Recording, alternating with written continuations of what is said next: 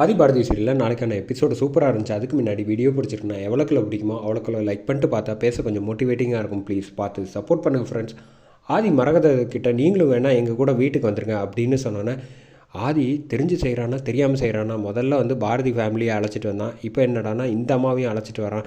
இப்போ எதுவும் பேசாதாண்ணா, எதுவாக இருந்தாலும் அப்புறம் பார்த்துக்கலாம் அப்படின்னு சொல்லணுன்னே, சரி எனக்கு இருக்க வேண்டிய இடம் வந்து நல்லாவே தெரியும், நீயும் என் புள்ள மாதிரி தான்ப்பா, அதனால் நீ என்னை கூப்பிட்டதே எனக்கு சந்தோஷம்தான், நீ முதல்ல கிளம்புங்க, நேரமாச்சு, இப்போ கிளம்புனா தான் நீங்கள் வந்து உங்கள் ஊருக்கு போக முடியும் அப்படின்னு சொல்லி வழி அனுப்புகிறாங்க. ஆதிக்கு ஏதோ ஒரு விஷயம் உண்மை வந்து தெரிஞ்சிருக்கு போல். எப்படி சொல்கிற அப்படிங்கிறப்ப, ஆமாம் அவரோட நடவடிக்கை நல்லா யோசிச்சு பாருங்கள், எவ்வளோ சொன்னாலும் வந்து நம்ம கல்யாணத்துக்காக வந்து ட்ரெஸ் எடுக்கணும் அப்படின்னு சொல்லி நான் கூப்பிட்றேன், வெளியில் டூர் போகலான்னு, ஆனால் என் கூட வரமா இங்கே வந்து பாரதியோட புருஷனை கண்டுபிடிக்கிறேன் அப்படின்னு சொல்லிகிட்டு இருக்காரு. மணமேடையில் நிச்சயம் எனக்கு தெரிஞ்சு போச்சு, ஒன்று அவர் ஆதிக்கு வந்து என் கழுத்தில் தாலி கட்ட போகிறாரு, அப்படி இல்லைன்னா வந்து பாரதி கழுத்தில் தாலி கட்ட போகிறாரு, ரெண்டுத்தில் ஒன்று தான் நடக்க போகுது. இதை வந்து நம்ம புத்திசாலித்தனமாக இங்கே ஆதி இங்கே இந்த ஊரில் இருக்க இல்லாமல் வெளியில் அழைச்சிட்டு போகிறது தான் வீட்டுக்கு சீக்கிரம் நல்லதுன்னு சொல்லிட்டு ஆதி கரெக்டாக இங்கே வந்து ரூம்குள்ளே போய்ட்டு கார் சாவியை மறந்து வச்சுட்டேன்னு எடுத்துகிட்டு வரலான்ட்டு வராங்க. அப்போ தான் ஊர்க்காரங்க எல்லோரும் வந்தோடனே பாரதியை பார்த்துட்டு மரகதத்தை பார்த்துட்டு நலம் விசாரிச்சுக்கிட்டு இருக்காங்க. என்னம்மா ரத்னம் இருக்கிறப்ப நான் உன்னை பார்த்தது, இப்போ என்னடானா பார்க்கவே முடிய மாட்டேங்குது, இப்போ நல்லா இருக்கேல்ல அப்படின்னு சொல்கிறப்ப, ஆமாம் விருந்தாளிலாம் வந்திருக்காங்க போல் அப்படின்னு சொல்லிட்டு இந்த பக்கம் பார்க்குறாங்க. பாரதியும் விசாரிச்சுட்டு இருக்க சமயம் கரெக்டாக ஆதி உள்ளே நுழையிறாங்க.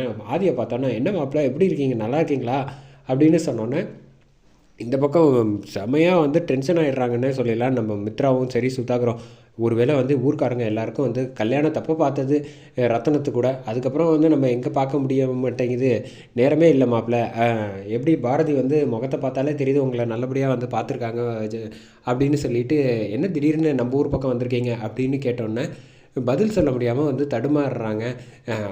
நீங்கள் ஒன்றும் இப்போ பார்க்காதீங்க, அவங்க கொஞ்சம் முக்கியமாக வேலை இருக்குதுன்னு சொல்லி மரகதம் வந்து அவங்க எல்லாரையும் அனுப்பி வச்சோன்னே, பாரதி வந்து அவர் நீங்கள் ஒன்றும் கவலைப்படாதீங்க, அது அவர் யாரை பார்த்தாலும் வந்து மாப்பிள்ளன்னு தான் சொல்லி கூப்பிடுவார், நீங்கள் எதுவும் பெருசாக எடுத்துக்காதீங்க அப்படின்னு சொன்ன. நல்ல வேலை பாரதி வந்து சமாளிச்சிட்ட. ஏதோ இவ வந்து சொல்கிறத வந்து ஆதி புரிஞ்சுக்கிட்டு சரின்னு சொல்கிற வரைக்கும் தான் நமக்கு நல்லது.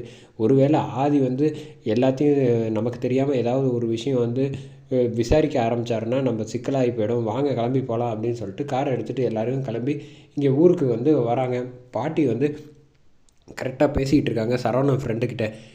என்ன பாட்டி இப்படி பாரதியே இப்படி சொல்லிகிட்டு இருக்கா, எப்போவது நல்ல சந்தர்ப்பம் கிடைச்சாலும் சொதப்புறதே வந்து இதே வேலையாக இருக்கே அப்படின்னு சொல்கிறப்ப, வேறு என்ன பண்ண முடியும், உங்கள் கூட சேர்ந்தா பாரதி அப்படி தான் இருப்பா அப்படின்னு சொல்லிட்டு பாட்டியும் கிண்டல் பண்ணோன்னே, இந்த பக்கம் நீ நல்லா பேச ஆரம்பிச்சிட்ட அப்படின்னா, ஆமாம் பாட்டி நம்ம நல்லா பேசணும், அப்படி பேசலைன்னு வச்சுக்கோங்க நம்மளை எல்லோரும் வந்து ஏமாற்றிடுவாங்க, நம்ம உஷாராக இருக்கணும், அதை நீ சொல்கிறியாடா, சரி வா போகலாம் அப்படின்னு சொல்லிட்டு இந்த பக்கம் போகிறாங்க. காரில் வந்து போயிட்டுருக்கப்பயே வந்து பாரதிக்கிட்டேயும் பாட்டி எல்லோரும் சரவண ஃப்ரெண்ட் எல்லாம் உட்காந்துருக்கப்ப கேட்க ஆரம்பிக்கிறாங்க இந்த மாதிரி, ஆமாம் அவர் திடீர்னு என்னை வந்து மாப்பிள்ளைன்னு கூப்பிட்டதை வந்து நீங்கள் மட்டும் சர்வசாதாரணமாக கூப்பிட்டாங்க அப்படின்னு சொன்னீங்களே, வேறு ஏதாவது காரணம் இருக்குமா இதுக்கு பின்னாடி அப்படின்னு வந்து ஆதி கேட்டோன்னே, திரும்ப அதான் அங்கேயே சொல்லிட்டேனே ஆதி, அப்புறம் எதுக்காக நீங்கள் வந்து மறுபடியும் போட்டு, அவர் யாரை பார்த்தாலும் அப்படி தான் வாங்க மாப்பிள்ளை எப்படி இருக்கீங்கன்னு அன்பாக பாசமாக பேசுவார் யதார்த்தமாக, அதை நீங்கள் பெருசாக எடுத்துக்காதீங்க. இவ்வளோ சொல்லியும் 2 பேரும் வந்து அமைதி காக்கிறீங்களே, மரகதமும் உண்மையை சொல்ல மாட்டேங்கிறாங்க அத்தையும். இப்போ பாரதி உன்கிட்ட வந்து எப்படி தான் வந்து எனக்கு எல்லாத்தையும் வந்து உன் வாயால் சொல்ல வைக்கணும்னு நான் வாசுக்கிட்ட வந்து சமாதியில் போய் சபதம் எடுத்திருக்கேன், நிச்சயமாக உன்னை நல்லபடியாக பார்த்துப்பேன்னு சொல்கிறேன், நீ வந்து புரிஞ்சிக்காமல் இருக்கியே, அப்படி என்ன தான் விஷயம் நடந்திருக்கும்னு எனக்கே வந்து ரொம்ப ஆர்வமாக இருக்குது தெரிஞ்சுக்கிறதுக்கு.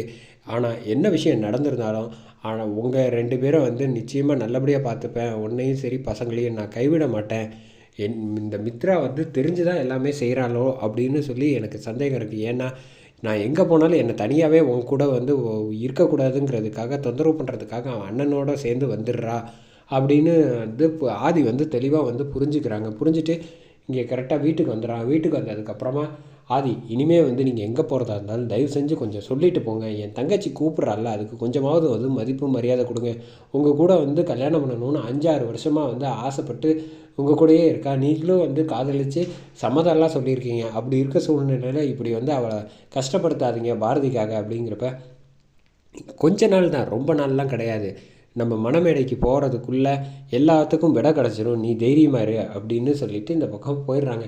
இப்போ கூட பார்த்தியா என்னை வந்து கட்டிக்கிறேன்னு சொல்லலை, மணமேடைக்கு போகிறதுக்குள்ளே வந்து நான் விடை கண்டுபிடிச்சிருவேன் அப்படின்னு ஆதி சொல்லிட்டு போகிறான்.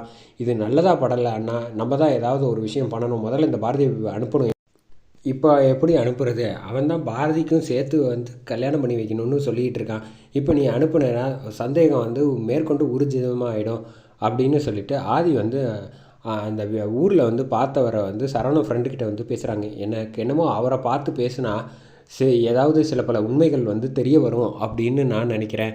சரி, முதல்ல வந்து இப்போ யாருக்கும் தெரியாமல் வா கிளம்பி போகலாம் அப்படின்னு சொல்லிட்டு ஆதியும் சரி சரவணன் ஃப்ரெண்ட் 2 பேரும் வந்து கிளம்பி மறுபடியும் கார் எடுத்துகிட்டு கிளம்பி இங்கே போயிட்டுருக்காங்கன்னே சொல்லிடலாம். அவரை பார்க்குறதுக்காக அவரை பார்த்தா நிச்சயமாக எல்லா விஷயங்களுக்கும் ஒரு விடை கிடைக்கும். இவங்க எல்லாரும் வந்து மறைக்கிற விஷயம் அவருக்கு ஏதாவது தெரிஞ்சிருக்க வாய்ப்பு இருக்குல்ல அப்படின்னு சொல்கிறப்ப நிச்சயமாக அவருக்கு தெரியும் அப்படின்னு சொல்லிட்டு அவரை போய் வீடு கண்டுபிடிச்சிட்டு அவர்கிட்ட தனியாக வந்து பேசுகிறாங்க. என்ன தம்பி இந்த நேரத்தில் நீங்கள் இங்கே வந்திருக்கீங்க அப்படின்னு கேட்டோன்னே, இல்லை சார், என்னை மாப்பிள்ளைன்னு கூப்பிட்டீங்கல்ல, அதை பற்றி தெரிஞ்சுக்கிறதுக்கு தான் கேட்குறேன் அப்படின்னு சொன்னோன்னே, ஆமாம் நீங்கள் வந்து பாரதியோட புருஷன் தானே? ஆமாம், அது எப்படி உங்களுக்கு தெரியும்? என்னப்பா ரத்தனத்தோடு தெரிஞ்சு உன்னை வந்து முதல்ல வந்து ஏற்றுக்க முடியாதுன்னு சொன்னதுக்கப்புறமா எல்லா விஷயங்களும் வந்து சமாதானப்படுத்தி உன்னை வந்து ஏற்றுக்க வச்சோம்ல ஊரில் எல்லோரும் அன்பை புரிஞ்சுக்கிட்டு அப்படிங்கிறாங்க. அப்போ தான் புரியுது